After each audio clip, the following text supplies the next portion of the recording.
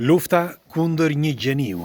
Më 10 prill të vitit 2026, një djalë 20 vjeçar shkoi që në 5 të mëngjesit përballë shtëpisë së Sam Altman. Dhe ai kishte përgatitur një bombë nga ato të quajtur Molotov. Brenda saj, pra brenda një shishe me benzinë, ai kishte vënë edhe një shirit ku mund ta ndiste. Në fakt ndezi njërin prej tyre sepse kishte përgatitur disa dhe e hodhi drejt shtëpisë. Shtëpia, një pjesë e shtëpisë mori flak, por arritën ndihmat e shpejta dhe mundën që ta fiknin. Ai kishte përgatitur disa nga këto shishe. Kur e arrestuan, ai deklaroi: "Ndalojini ata që po përgatisin inteligjencën artificiale, sepse inteligjenca artificiale do shkatërrojë njerëzimin. Dhe ata as që nuk e din se çfarë po bëjnë." Pra kjo ishte deklarata e këtij 20 vjeçari.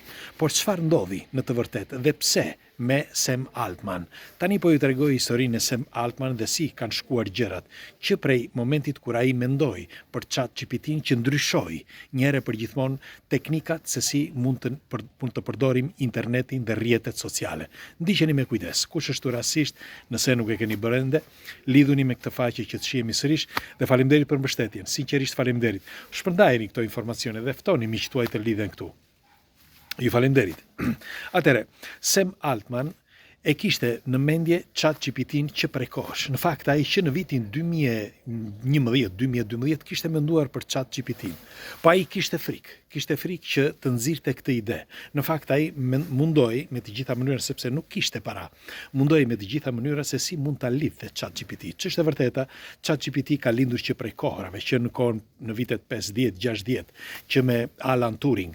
Alan Turing është ai i mollës, qofse e mbani mend e kemi folur dhe në një nga emisionet tona, por ishte ai që e themeloi, le të themi, ose e përvetësoi, e bëri pak më të mirë.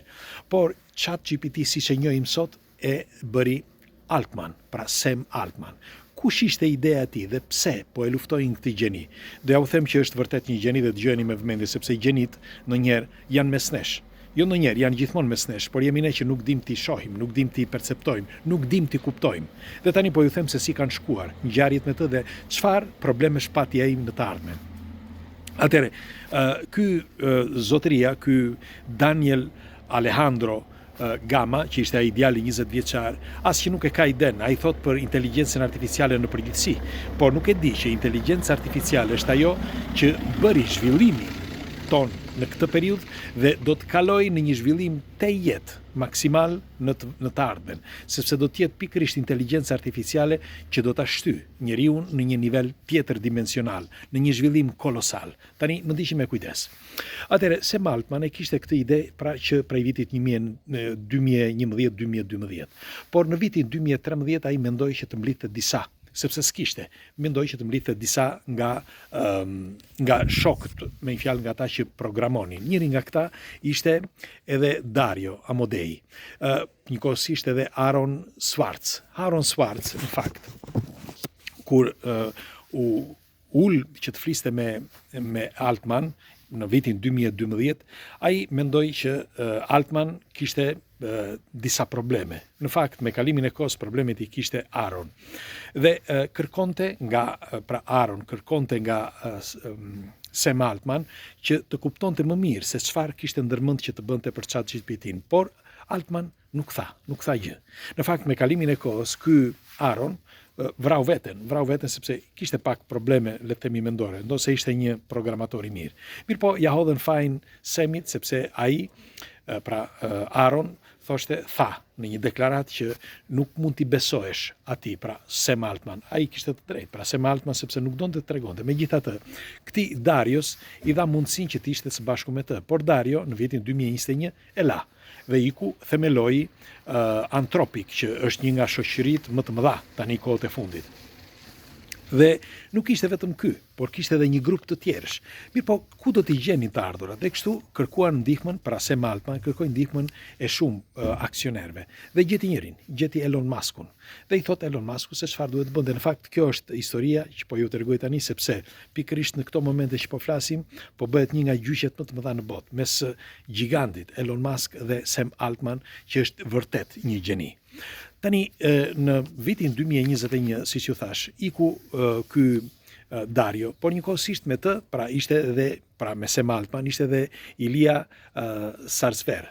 Elias Salzberg ishte ai që bashkëpunëtor ose bashkëthemelues i ChatGPT-s. Por që të gjithë këta mësuan nga Altman, mësuan disa teknika dhe vodhën disa teknika dhe u vendosën më veç, pra u shkëputën.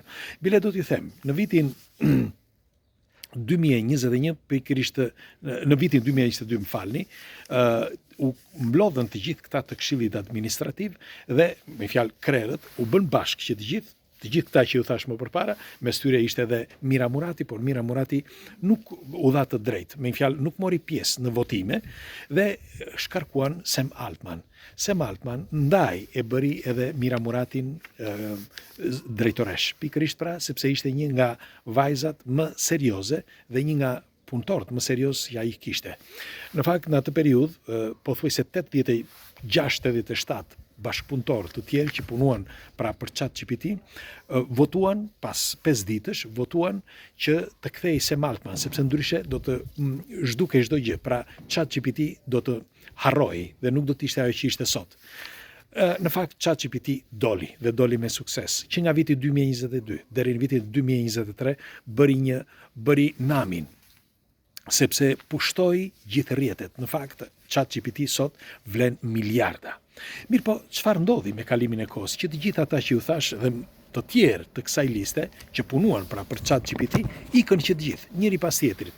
Disa ikën vetë, disa i dëboi Sam Altman, sepse e tradhtuan. Pra, disa kërkonin që të kuptonin më shumë, ai thoshin për këtë Semin, ai thot atë çka dëshiron dhe bën atë çka do, normal, është ideja e tij. Ai e ka themeluar atë ide, ai do që ta bëjë atë ide dhe ai kërkon që ta bëjnë atë mënyrë. Ju që të tjerët që u futët më pas, gjëja e më e rëndësishme që duhet të bënit vetëm duhet t'i mbanit ison, pra të qëndronit aty dhe të punonit bashkë me të. Jo ta tradhtonit, pra kjo është ideja ime. Megjithatë, me kalimin e kohës, Sam eci përpara. Me Mira Muratin gjeti një shkëmb, sepse Mira Murati ishte ajo që e çoi akoma më tej pra chatin. Dhe Mira Murati pastaj u shkëput, edhe ajo u shkëput për shumë arsye, u shkëput sepse kishte marrë disa informacione edhe Mira Murati, pra për sa i përket ChatGPT-s dhe themeloi një shoqëri tjetër që tashmë është një nga shoqëritë më të mëdha dhe vlen 12-13 miliard euro ose dollar. Por çfarë ndodhi me Semin? Semi, me kalimin e kohës, kërkuan që të gjithë me fjalë që të merrin nga një cop nga ai, sepse ideja e tij ishte brillante, ishte çati i parë, pra i kësaj epoke. Çati i parë si përdoret sot, i inteligjencë artificiale si përdoret sot, sepse më përpara nuk përdorej kështu. Pra ideja e tij ishte jo vetëm brillante, por inovative. Dhe të gjithë kërkuan që të merrin nga një cop. Në fakt, Elon Musk, kur pa, që sepse Elon Musk doli në vitin 2018, ai kishte investuar, ishte pikërisht investimi i tij, të themi të vërtetën, investimit që ai kishte bërë pra në ChatGPT, që ChatGPT eci përpara.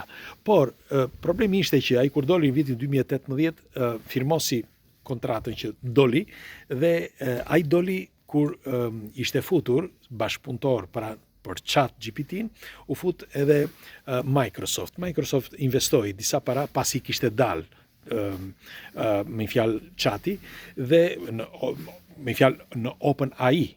Por OpenAI kryesisht fillimisht pra i Sam Altman ishte një, më ndiqni me kujdes, ishte një shoqëri që ishte jo fitimprurse dhe pikërisht nga momenti që e u fut Microsoft u bë fitimprurse dhe nga ai moment filluan që t'i jepnin të drejtë dhe t'i jepnin edhe të ardhura financiare. Mirë po, Elon Musk e kuptoi dhe nga momenti që e kuptoi tani kërkon që ta rënoj pra këtë Sam Altman. Dhe çfarë bëri? Ai tani e ka hedhur në gjyq. E ka hedhur në gjyq sepse kërkon që të rimari të ardhura financiare të fitimeve që ka bërë OpenAI në vite. Sepse thot Elon Musk, unë investova për një chat thot që t'ishte për njerëzimin. Pra ky është shkaku gjoja si kur e bën për këtë, por ai e bën për të rënuar Sam Altmani, sepse forcën që ka marrë, pra ChatGPT nuk ishte menduar që do të merrej kaq forcë, me fjalë do të ishte kaq e madhe ChatGPT dhe si do të shkojë më vonë, do të jetë akoma më fort.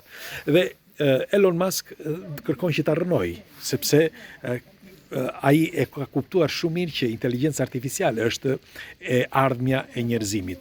Mirë po nuk e ka në dorë, kështu që bëri në fakt Grok, nëse e keni parë, një portal që ti mund të bësh video dhe foto, por nuk doli shumë me sukses, në fakt e mbyllën menjëherë. Nuk e di, pat apo jo, e kanë bërë me pagesë tani. Dhe ndërkohë, në këtë periudhë që po flasim, është bërë një nga ose po bëhet një nga gjyqet më të mëdha të njerëzimit mes Elon Muskut dhe Sam Altman. Dhe Sami po mundohet që të mbrohet, por ka një sër njerëzish nga ana tjetër që kanë punuar për të, kanë ngrënë bashkë me të dhe janë kundër tij. Pse? Sepse këto janë prapaskenat e një gjeniu, ose ato që ka heq një gjeni. Ju çfarë mendimi keni për Sam Altman, për inteligjencën artificiale dhe për ChatGPT që është chat i parë, pra ky i OpenAI në botë i avancuar. Pres komentet tuaja, kalofshi bukur.